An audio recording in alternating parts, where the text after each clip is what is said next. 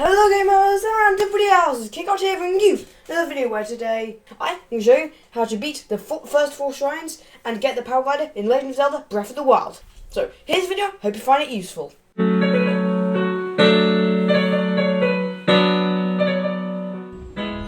Right then, so the first thing you have to do is activate the tower in the middle of the Great Plateau. So if you haven't done that, just do that by doing what I am doing right now.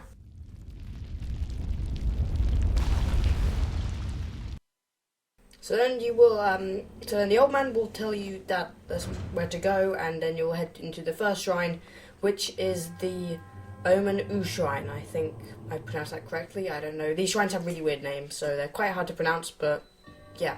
Which is the Magnesius trial, and what am I doing? Yeah, the controls on the Joy-Con are quite hard to get used to at first, so, yeah.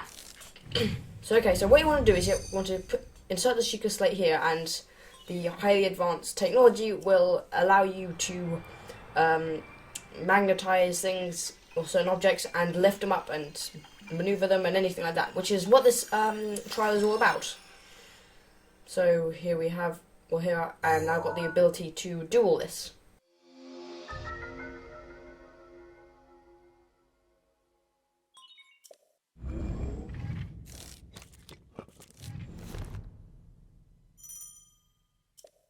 Okay, so once you have picked it up, what you need to do is that you need to activate this area, and you have to lift it up so you can get it. I did that really quickly. It's because I had done this shrine many times before recording this, so this hasn't been really much of a problem. The only problem is the controls, again. So what you want to do in this situation is to push out a block and then make sure you push it so you can clear a path. And a mini guardian, what do? You literally just slash it with your sword. It's not as dangerous as the big guardian, so it shouldn't be that difficult. And they will pick up an ancient screw, so if you're interested in those, you might want to pick them up. Anyway, so as you cross here, there is a bridge with like a gap with no bridge. So what you want to do is you want to steal it from the first one and use it there. If you do fail, it doesn't matter, you'll probably still get up there anyway, so yeah. And also, so now there's doors with the same material, and you literally just open them, and that is how you complete the first trial.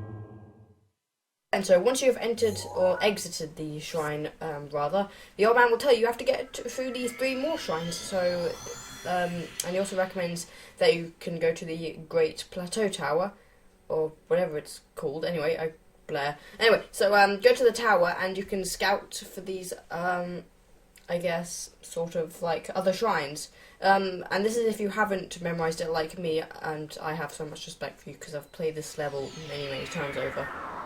Which is 3, and even with 3 tries, you can literally just memorize all the locations. But just for the video's sake, I'm just going to show you them all.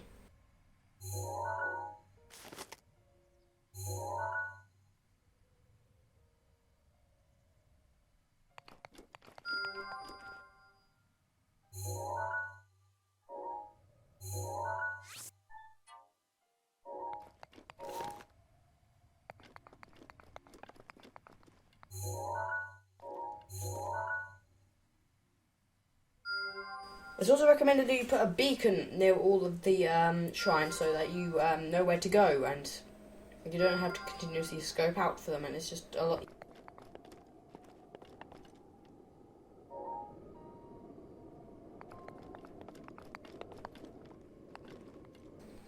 Now you might see a flying bird thing out in the thing, so that will be important for later, but you don't have to worry about that now. So now you can head on to the second shrine, which is the one in the ruins and not in the towers. Hopefully you, like, if you don't know what that is, just rewind, and that's the first one I put the beacon down. And so here we will enter the shrine that I forgot its name. What's its name? What's it called? Come on, show me please.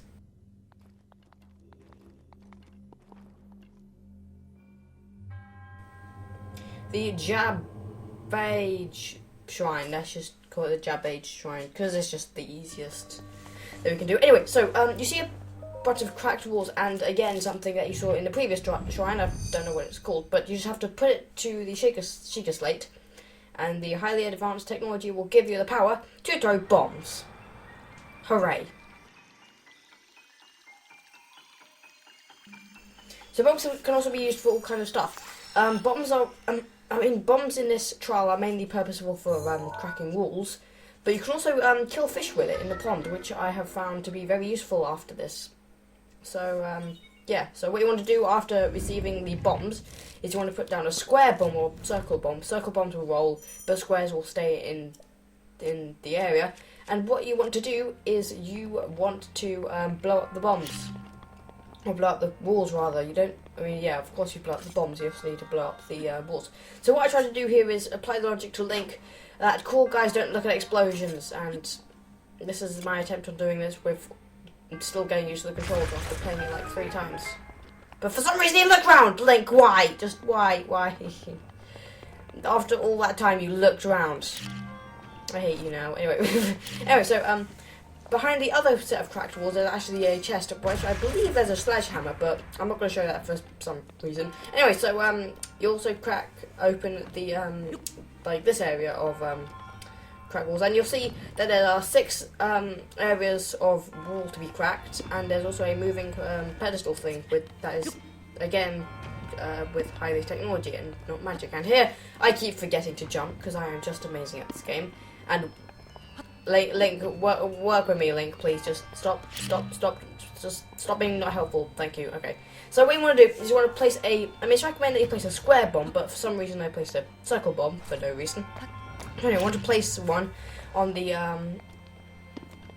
thing, and once it gets close to the cracked walls, you need to go ahead and explode it, and that's what it'll do. Now you just have to ride it up to the wall so you can pass to the next segment.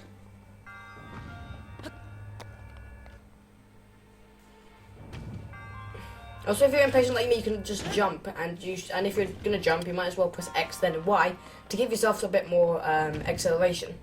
So here you have a moving block going backwards and forwards, and yeah, pretty much, and a cracked walls on the other side. Now here you have to use a circle bomb so that it will roll down the tube, and they'll get propelled by the rock moving back and forward.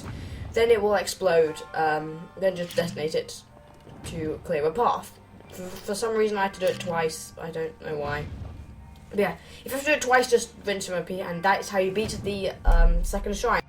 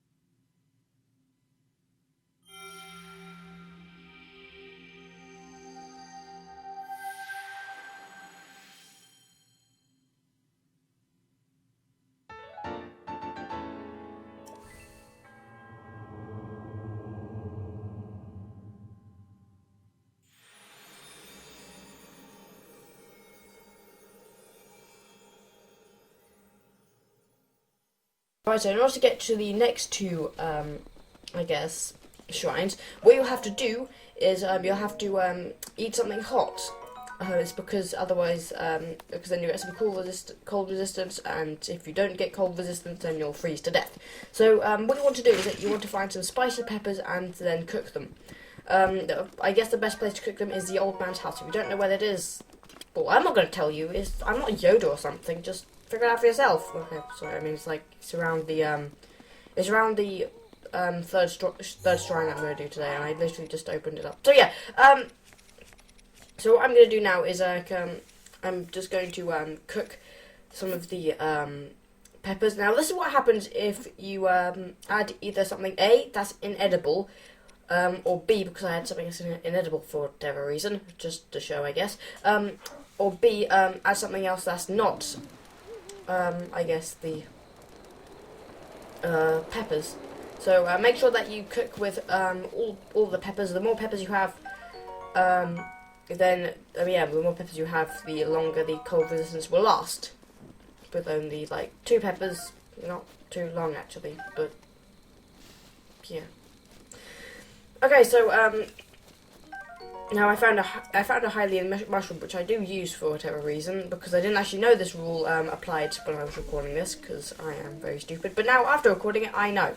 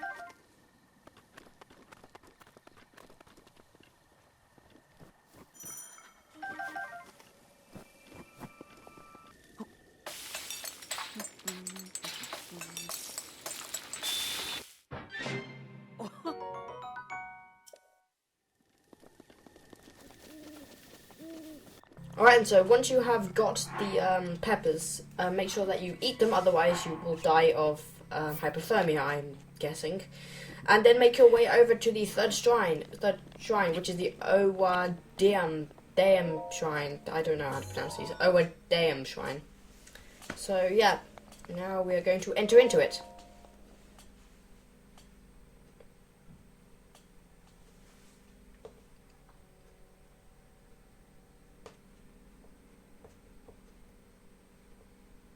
So once you are inside the shrine, you'll notice there's a moving platform that you can't really get across, and again the I guess the examination Sheikah Slate thing. I'm just gonna call it the examination Sheikah Slate thing because it makes more sense.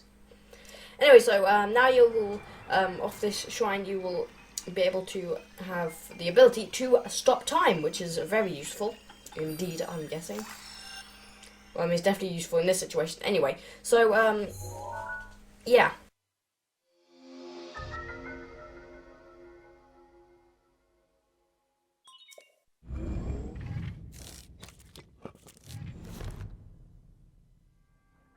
Okay, so now once you have got the ability, what you need to do is you need to freeze, like stop the wheel from spinning, and that will give you a safe, I guess a safe journey across, which is nice.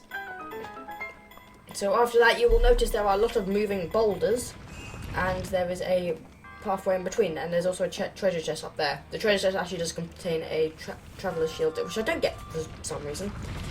But yeah, but I know it contains ones because I watched my brother play this as well. Anyway, so don't do what I did there, which is kind of fail at it by pressing B instead of A, because the controls on the Nintendo Switch are weird. But if you do, just make sure that you have some food to eat. So that will happen. Well, I mean, yeah. So if that happens, then you might always want to store food. So here's a sledgehammer. You might want to pick that up or not. I don't pick it up. It's because by now I already know that sledgehammers are useless. I mean, they aren't useless if you're really good, like like hitting people. Like if you want a lot of damage, then they're useful. But if you want a good fire rate, then they're not really useful.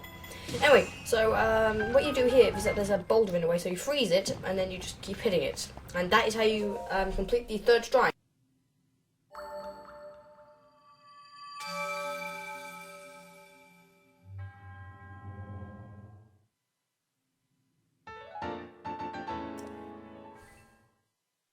So once you have completed that shrine, head to the opposite side of the Mount Hylia, and you will face the Kernuman shrine. Yeah. Luckily this is the last shrine, so I don't have to humiliate myself anymore. So yeah. In this shrine you will get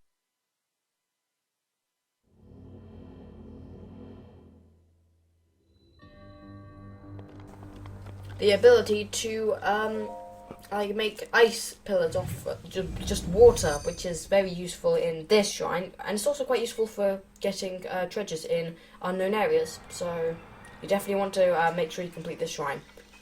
Well, I mean, you kind of have to complete all of them, unless if you find a game-breaking glitch, then yeah, I don't know. Anyway, so yeah.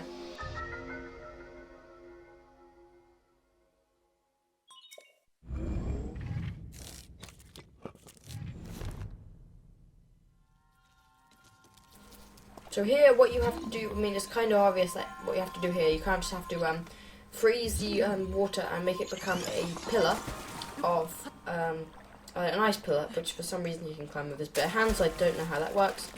And make sure that you jump, because you can't actually climb that surface for some reason. That's the only surface in the game you can't climb, I think. And again, press Y to get more, I guess, leap into it. So here you have a closed gate. And so what you want to do is you want to have an ice pillar that can lift up the gate, and then you're fine. And then you'll find another mini guardian here. Now, now here you can also like use the ice thing to block it, but I mean that's fine. But yeah, I mean like, or you could just go straight on, because they're not actually that dangerous. They only really like take away a quarter of a heart. So yeah, so what you do here is like you see the seesaw type contraption, and so what you want to do is you want to put a block on one of these ends, and then you can just walk up it.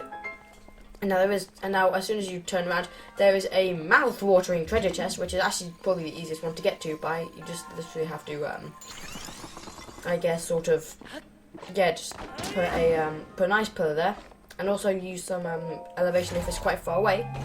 And here we will get a traveler's spear, which is quite cool. So yeah, now you just have to leap up from the, just get to where you were and head on to the end of the shrine and the monk, and that is how you complete the fourth shrine. So if you're only here for the 4 shrines, then that's fine. But if you want to also know how to get the Paraglider, stay tuned.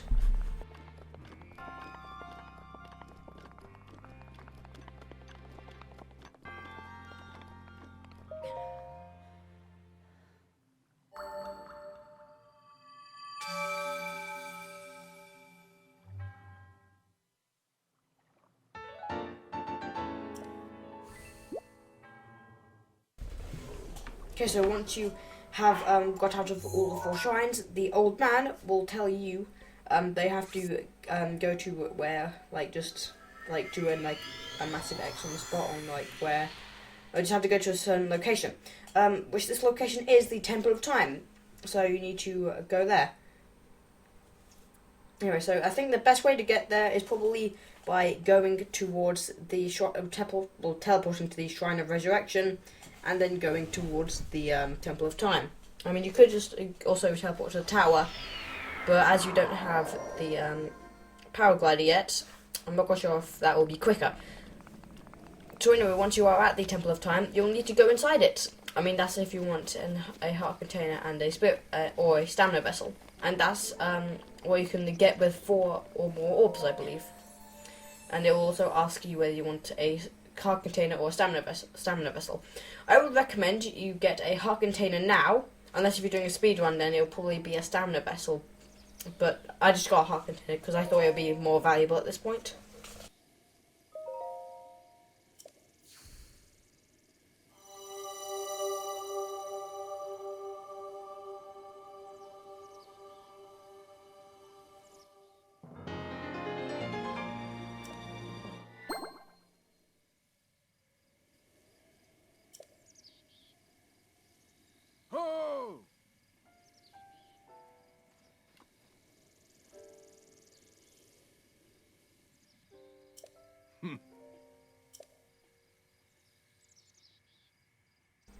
Okay, so now you see the old man. Now he is up the on the roof of the Temple of Time. How do you get up there? No problem. There's like a ladder right here, which you can climb up, and luckily it won't actually deplete any of your stamina when you are climbing, so you can literally just keep jumping, which is very useful. And anyway, so once you get to the top of the temple, make sure that you go to the sort of like chapel area, like whatever it's called at the front. And so enjoy the cutscene. So sorry this video was quite long. This is quite a big topic to cover. And yeah, I'll see you in the next video. Bye. Well done there, young one. Now then, the time has come to show you who I truly am. I was King Rome Bosphoramus Hyrule. I was the last leader of Hyrule. A kingdom which no longer exists.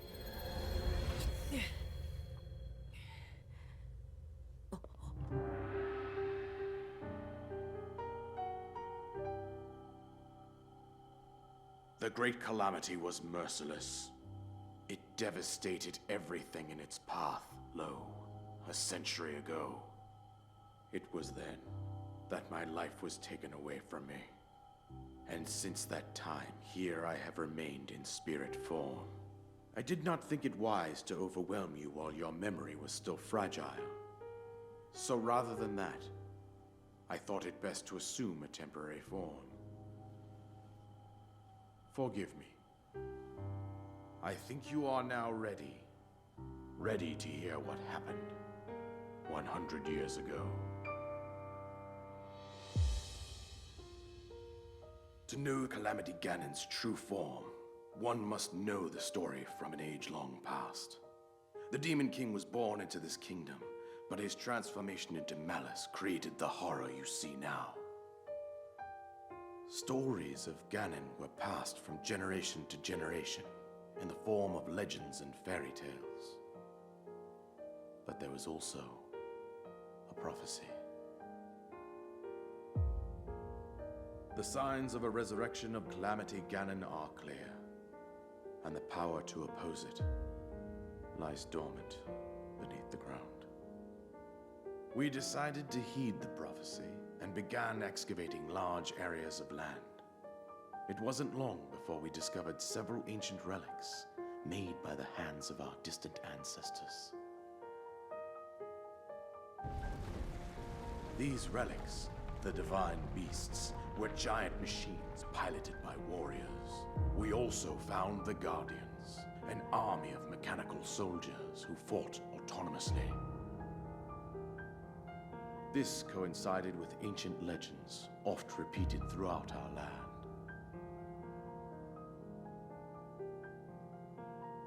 We also learned of a princess with a sacred power, and her appointed knight, chosen by the sword that seals the darkness.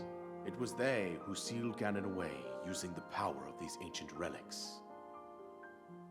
100 years ago, there was a princess set to inherit a sacred power and a skilled knight at her side. It was clear that we must follow our ancestors' path. We selected 4 skilled individuals from across Hyrule and tasked them with the duty of piloting the divine beasts. With the princess as their commander, we dubbed these pilots champions, a name that would solidify their unique bond. The princess, her appointed knight, and the rest of the champions were on the brink of sealing away Ganon. But nay. Ganon was cunning, and he responded with a plan beyond our imagining.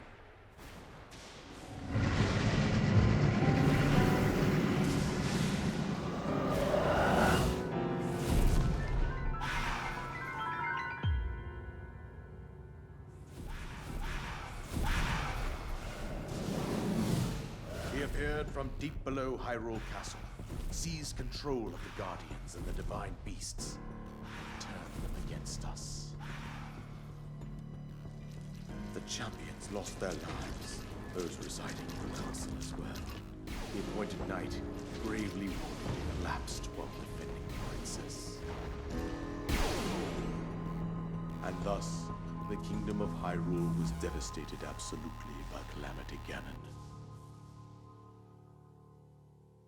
However, the princess survived to face Ganon alone. Link, you are our final hope. The fate of Hyrule rests with you.